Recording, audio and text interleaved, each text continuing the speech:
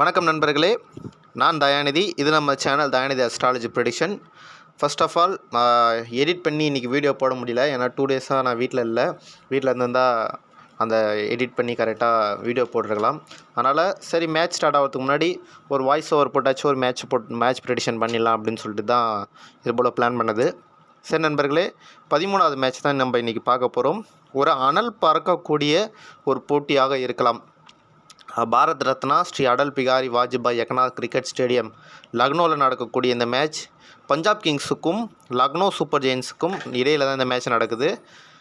எந்த ராசி, எந்த நட்சத்திரம், எந்த லக்னம் அப்படின்னு சொல்லிட்டு கேட்டிங்கன்னா, கிட்டத்தட்ட துலாம் லக்னத்தில் ஆரம்பிக்கிற இந்த மேட்ச்சு ரிஷப ராசிலையும் கிருத்திகை நட்சத்திரத்துலேயும் மேட்ச் நடக்குது.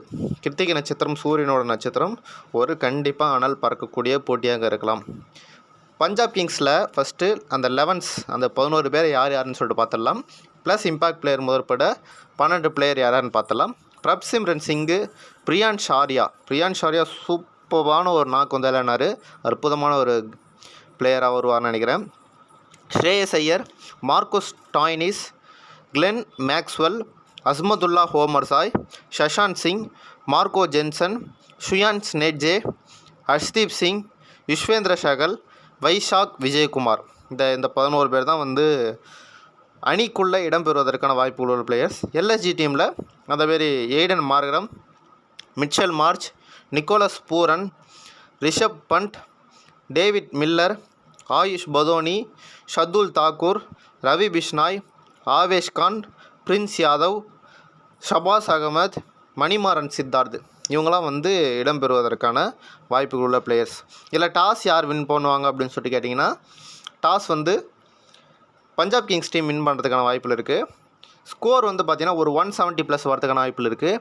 இந்த வருஷம் ஐபிஎல்லில் போன வருஷம் மாதிரி இல்லாமல் பெரும்பான்மையான போட்டிகள் 200க்குள்ளார தான் ஸ்கோர் வர்றதுக்கான வாய்ப்பில் இருக்குது.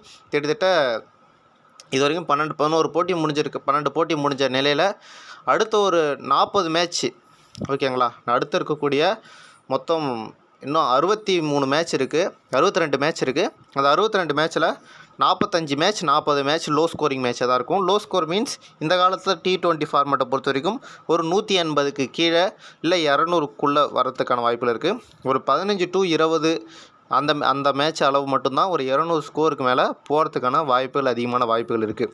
போன தடவை மாரி இருக்கிறதுக்கான வாய்ப்புகள் இல்லை. அதுலேயும் ரெக்கார்டு பிரேக்கிங் நடக்கலாம். அதுவும் அந்த 200க்கு மேலே நம்ம சொன்ன அந்த 15 மேட்ச் 20 மேட்ச் அதுக்குள்ளார தான் இருக்கும். ஓகேங்களா.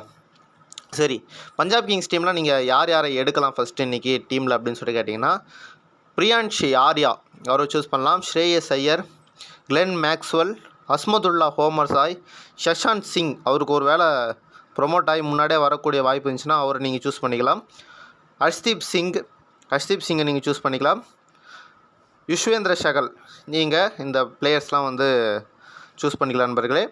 அதுக்கடுத்து எல்எஸ்ஜி டீமில் Mitchell Marsh, Nicholas Pooran, David Miller, Shardul Thakur, Ravi Bishnoi, Avesh Khan, Prince Yadav, Manimaran Siddharth இவங்களாம் வந்து சூஸ் பண்ணிக்கோங்க. இவங்களாம் வந்து நல்லா ப்ளே பண்ணுறதுக்கான வாய்ப்பில் இருக்குது.